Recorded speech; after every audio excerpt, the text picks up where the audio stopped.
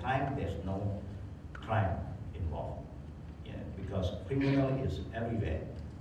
Everybody will have the intention to commit something that is bad.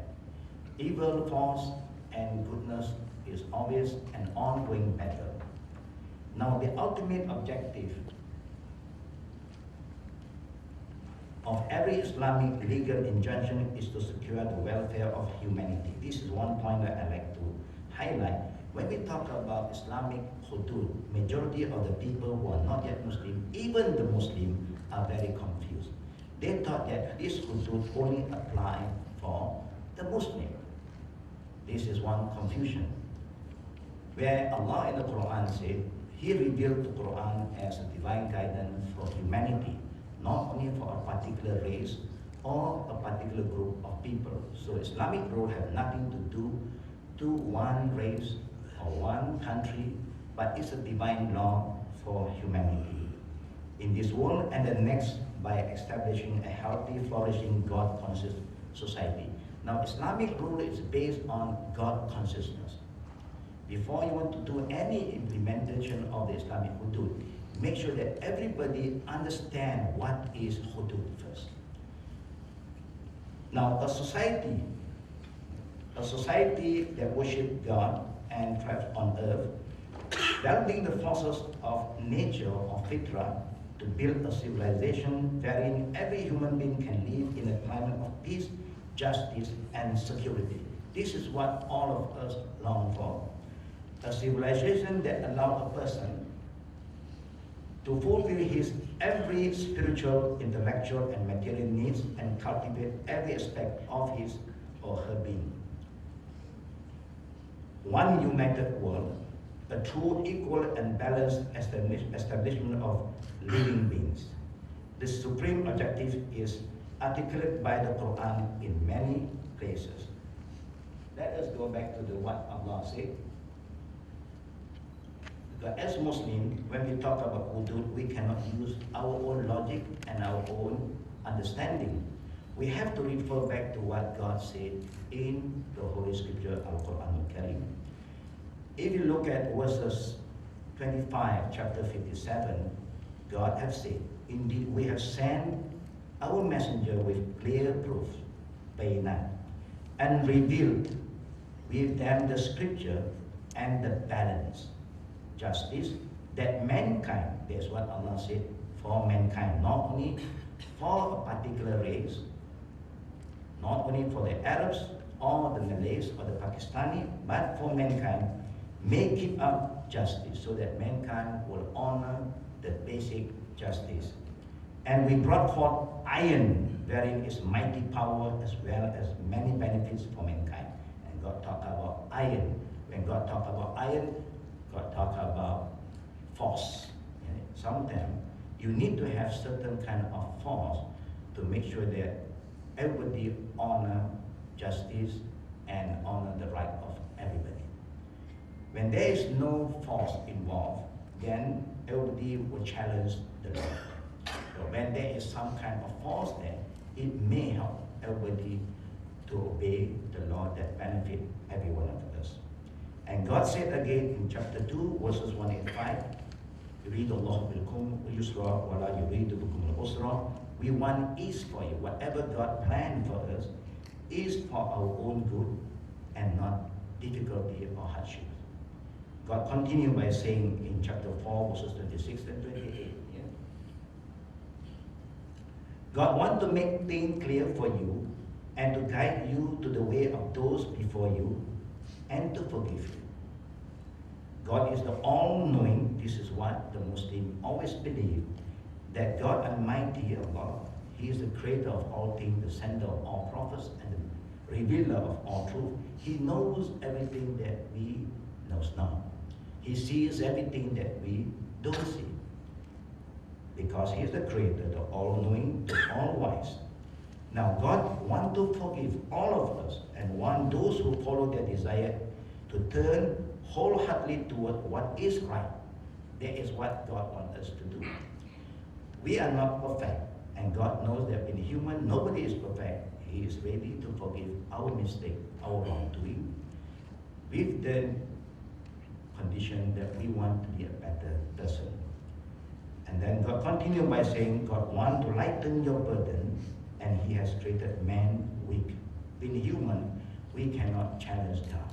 We cannot say, I know better than God. My way is better. If it's given a choice to all of us to make a decision, I think we cannot move anywhere. Just like government, the government have to make some strong decision to make sure that whatever plan that is good for the country will carry on. If they were asked everybody, what do you think about paying the toll? I don't think we want to pay any toll. Yeah. But the government have to think of something, how to develop the country, and whatever they have spent, they want the public also to respond, to feel responsibility, and also to participate, yeah, in contributing back to the country. This is what God has informed us in the book that the Muslims believe in. And lastly, Allah subhanahu wa ta'ala, Almighty God said, God command justice. Inna Allah ya'muru bil adli wal ihsan wa ita'i zil qurba wa yanha 'anil fahsha wal munkar. This ayah, brothers and sisters, is a very unique ayah that every Friday sermon on the Imam, yeah, in the mosque will quote this ayah. Every Friday. Not only in Malaysia, in the whole world. Because the Islamic ruling applies to all Muslims wherever they are. As a reminder, God commands justice. Justice for all, or no justice for all. Justice do not favor anybody, and nobody is above God's rule. That is what Islam, yeah, promotes. Everybody has to honor, follow what God has decided for them. Nobody is above laws. Righteousness, then God commands us to be righteous. We must always think what is good. Righteousness may differ from one to another. What I think is right for me may not be right to you sometimes. What I like may not be the same thing that you like. What you like, I may dislike it. This is common to every one of us. Everybody have their own values. But righteousness is something that we know that is good for you and it do not cause harm to others. If it's only good for you and it cause harm to others, that is not righteousness. Yeah, righteousness works both ways. What is good for you must be good for others. Just example, if you want to do any business, make sure that the business is good, the business is being done honestly, yeah, and the product that you are selling is something that benefit you and benefit other people. But if you are selling a drug, it benefits you because you get fast money, but it causes a lot of unrest to other people. It will kill the society, especially, yeah, the younger generation when they get involved in addiction of drugs. And spending on one's relative. And one of the righteous deeds that God said is, we must show kindness to our family first. There's a word, people say charity begin from home.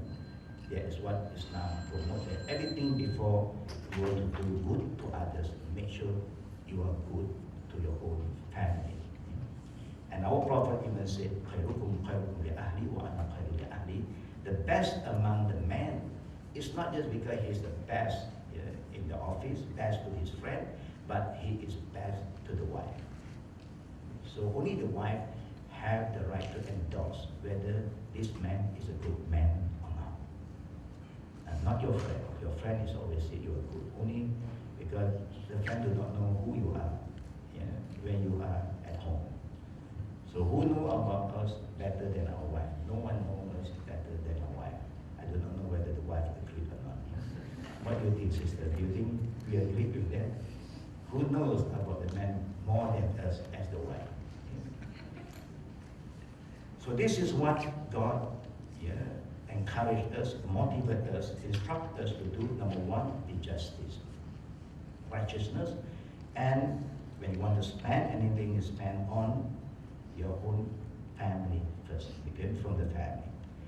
And God also, in the same time, prohibit. When God commands us to do something good, He also prohibits us doing all the wrongdoing, thing that is evil.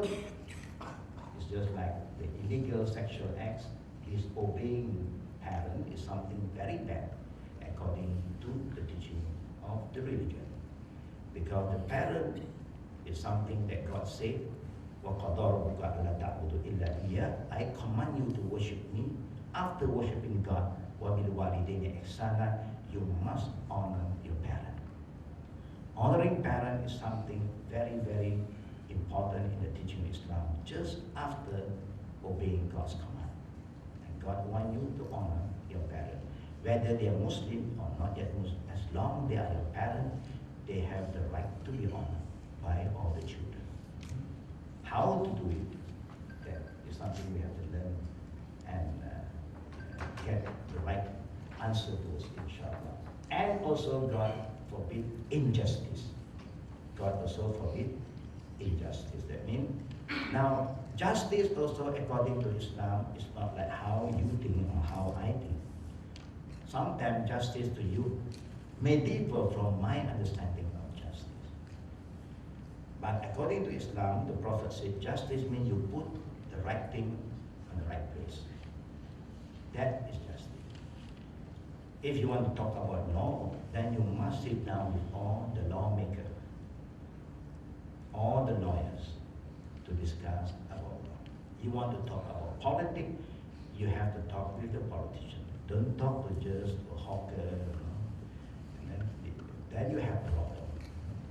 If you want to talk about finance, you must talk with the people who have the knowledge about economy, that you must make sure that justice is being honored. And justice, you put the right thing in the right place. You cannot say that justice means my right and your right is the same. It's not the same. And there is justice. Father and mother's right towards the children is different than the children's right towards us. If your children is wrong, you can scold them, you can raise up your voice, you can even cane them. I think we Asians do that. In Europe, they don't allow you to do that. But in our culture, we allow the parent to discipline the children with whatever means you think it works for the children. But if we are wrong, can our children cane us? The children can say, we are doing the same thing. Now you're wrong, mommy. I am right. You don't listen to me, I will punish you. You think the children have the right to raise up their voice against the parent, like how the parent have the right to raise up their voice? They have no right. Their right is to honor what we say, because whatever we want them to do is for their own good, because we know better through our experience. The children, they are learning. So their rights is different, our right is different. The same goes to if you learn the Sharia law, brothers and sisters, then you will see that the law of divorce also is different from one to another. Even the right was given, but there's a lot of difference. For the husband to divorce the wife is much easier than the wife to divorce the husband. I do not know about how other people look into it, but just to share with you the differences about the concept of justice. The term justice may differ from one to another. But we believe that God's justice is for all. Everybody, you must honor their right to have justice. If you don't honor their right, there's no justice. You cannot fight for justice when you did not honor the right of the individuals. Give them their right. After they have their right and they act injustice to themselves, they can perform, then you have the right to take it back from them and pass it to somebody who has the right towards what they want. Brothers and sisters, if you look at the Islamic point of view, the Islamic perception of crime and it approach to combating crime. Now, hudud is everything to do with prevention is better than cure. That's what Islam emphasizes. Hudud here is to do with prevention is better than cure. Before something happens, let us reinforce this hudud to make sure that people do not break the law. We are all law-following people, alhamdulillah. We do not want to be a law-breaking citizen. The Islamic legal injunctions are aimed at achieving human welfare. When I talk about Islam, brothers and sisters, I'm not representing a group of people, no. Because it's again the Islamic principle to talk about Islam and talk about one particular group of people now. Because Islam don't belong to the Arabs or the Pakistani or the Turkish or the Malay, but it belongs to humanity. Human welfare. They can all be referred back to the universal principles which are necessary for human welfare to be secure, such as the preservation of life. We must work together to preserve life. The preservation of religion. Now when we come to religion also, Islam honor the right of freedom to choose, to the extent that Allah said, Lakum dinukum waliyadin. There is one ayah, Allah said, you have your own religion. If you are comfortable with this, that is your right to choose. We may have our own religion.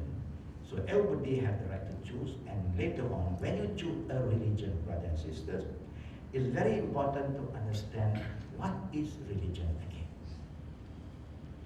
To us, religion is just a name, a symbol. But to Islam, when you talk about religion, we believe that no one can survive in this world without a religion. Then how about the atheists? How about the communists? Yeah, and so Islam who don't believe in a religion. Now, they can say that they don't believe in a religion, but in the same time, they are making their own religion. There are two kinds of religion. One is God's religion, and one is human-made religion. So the word religion in Islam is called ad-din. The word religion in Islam is called ad-din. And if I make it easier for all of us to understand, ad-din means the do and the don't. Meaning nobody can live in this world without the do and don't. You go to China, you go to Russia, you go to America, any part of the world today you go, you see everybody have their own rule. Either you make your own rule or you follow the divine. For the Muslim, when you talk about religion, it is the same everywhere. The rule applied for them is the same. Give you some example. The rule of fasting, now we are fasting month. Every Muslim only start to fast when Ramadan comes in. They cannot choose their own month. Oh, in Europe, Ramadan is summer. We want to choose fasting month in winter. No, you don't choose your month. The month is fixed for everyone. The prayer time is fixed. Wherever you are, when the time comes, you perform your prayer. Giving zakat to help the poor and the needy, the percentage is fixed, 2.5%. Wherever you are, it's the same. It don't differ from one country to another country, for the Muslim. The law of marriage, the law of divorce is the same wherever you are for Muslims. Because they believe in this religion, they have to try the best to follow the do and doing of that particular religion. Now this is very important. The same goes to people who believe in other religions. We hope that they also follow the teaching, the value of that particular religion. That's why Allah said, Lakum dinukum waliyadin. And it is not right for a person to encourage you to go against what you believe. That means you did not honor their right. Their right to believe in a religion and their right to follow that particular do and don't. But we also have our own right. Yeah, it happened in the time of the Prophet. He never reinforced the Islamic rule to anybody. He just educate the people, his ummah, to accept the divine law, to be God conscious. And if you look back in the time of the Prophet, only 2 cases of drinking, 2 cases of fornication, and 1 theft. For 23 years of his prophethood, only 5 cases. And as in the time of Khalif, they also, in the time of Omar, even Hudud was being delayed because the time is not right. Before you want to implement the Hudud of stealing, you must make sure that you overcome poverty. Before you want to reinforce the Hudud on people who conduct fornication, adultery, you must encourage people to get married first. Give them the understanding of family value. Give them the understanding that you must honor every woman because they are just like your mother, like your sister. You have no right to disrespect them, dishonor them, or use them for your own purpose. Now, religion is something very sensitive wherever you go because people always talk about religion in a very different context. But if you understand the word religion properly, we are talking about the do and the don't. I believe in Malaysia, we have been living with a lot of do and don't. Nobody can run away from these do and don't, and also this is called hudud. When you are driving, you have a limit, speed limit, that is called hudud. Hudud of the road. Every community, they have their own hudud, the do and the don'ts.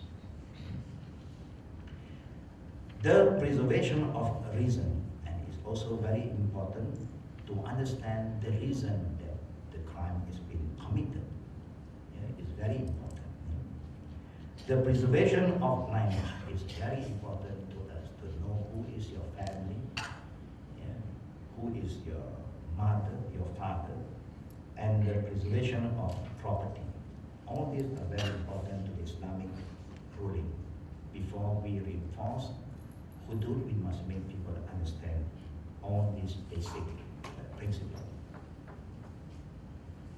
The principle of the Islamic penal code. Now, it is balanced with respect. The Islamic penal system, the Islamic penal code.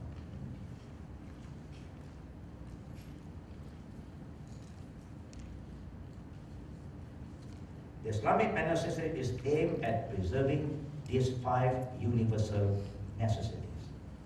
So we are talking about not only local ruling value, but the universal values.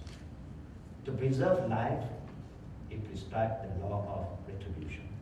You have to be very, very straightforward how to preserve life. You must honor every living soul. And then the law must be very, very severe. If anybody will take the life of anyone to kill, then the law of God is very severe. Because killing one soul without trial, without justice, is like killing the whole mankind. Saving one soul is saving the whole mankind. So it is our right to protect every soul.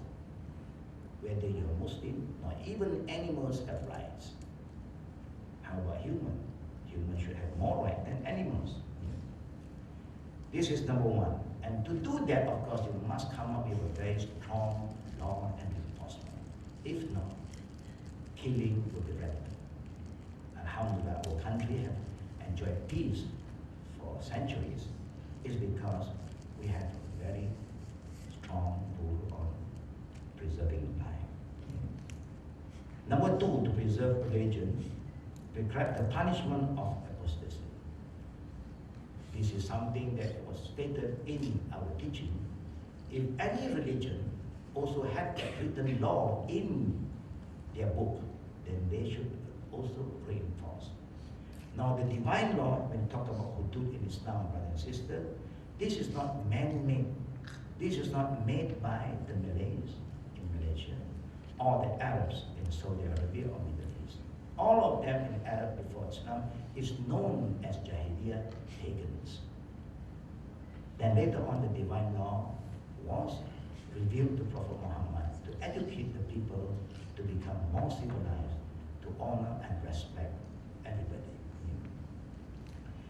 To preserve reason, it prescribed the punishment for drinking sometimes. Now, when talk about drinking, then also you should understand why God prohibited drinking. Now, it is very difficult for us to stop drinking. Not only the not yet Muslim, of course they can drink.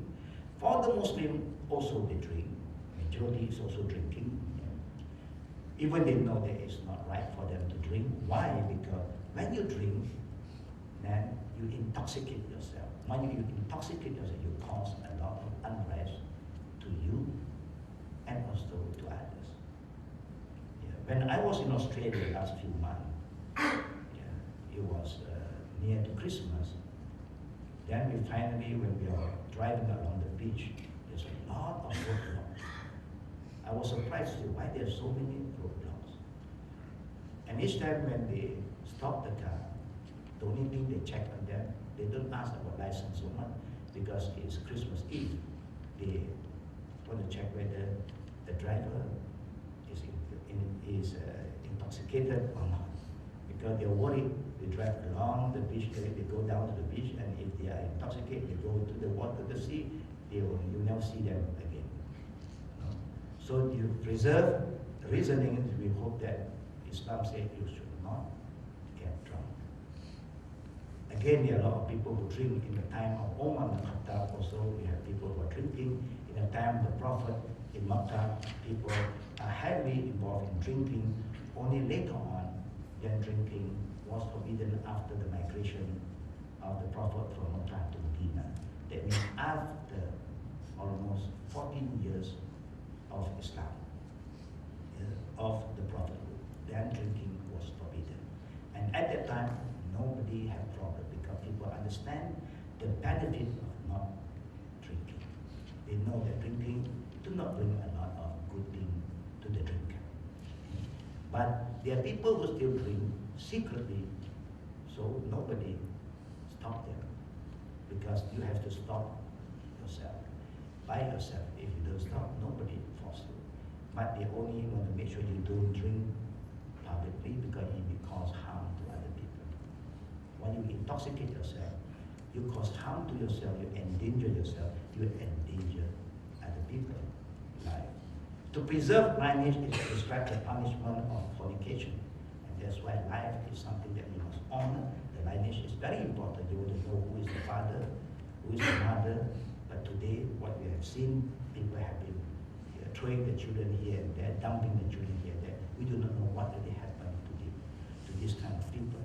If you want to have fun, we know that sex is not just fun, it's a responsibility. That's why Islam encourages us to get married. Make it legal. Make it legal, so you take up some responsibility. But if you don't make it legal, the man normally will not take up the responsibility. Is through mutual agreement that we both parties enjoy, and after that we suffer, and he still enjoy. So Islam do not want this to happen. It's something that you must honor, you must respect yourself because you have a family, brother and sister. Islam said, when you do anything, don't forget you carry a family name. You are the son of so and so, you're the daughter of so and so. So you must protect your family name, your family lineage is very important. To preserve wealth, it prescribes the punishment for theft. Now you have a lot of motorists, snatch thief and so on. People are getting bold and bold because the law is very lenient. But when you implement the hudud forcefully, then you see the crime of snatch thief, inshallah, will because everybody loves to have their hand. Everybody wants to have a hand, to do something. But do what is right, not to steal, because everybody has the right to their property. If you want to have money, work for it. That's how it goes. You don't steal. Lastly, to protect all of them, it prescribes the punishment of highway robbery. In Islam, you have a rule concerning about highway robbery. Even the road have right upon you. Nobody can cause any kind of unrest to the drivers. If people do that, then the law can be very, very severe. Because this is a public area, and the public have the right to access to the public road. So nobody can stop you. Now these are the few things that we like to share. And